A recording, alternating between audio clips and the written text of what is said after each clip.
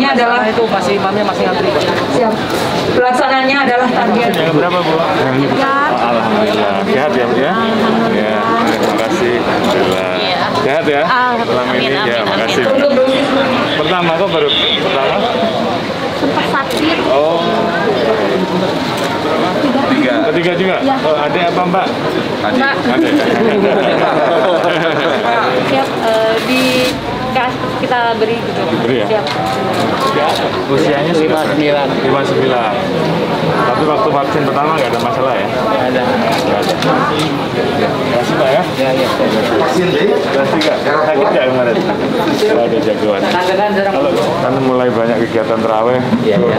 interaksi, tetap sehat. Insya Allah. Amin. Doain aja, Pak. Hari ini kan ada berbagai macam vaksin ya? Siap. Siap, tapi belum ada ya? Belum ada. Dari jam berapa tadi? Tangannya di dada. Siap. 3, 2, 1. Oke, terima kasih semuanya. Salam sejahtera bagi kita semua.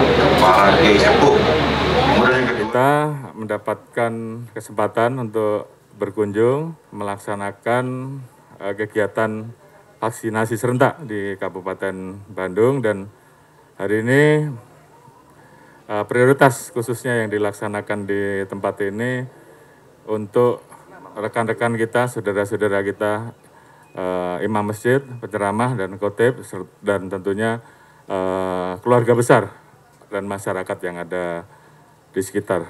Target vaksinasi harian hari ini di angka 200.000. Dalam kesempatan ini saya berikan apresiasi dan tolong untuk terus dipertahankan.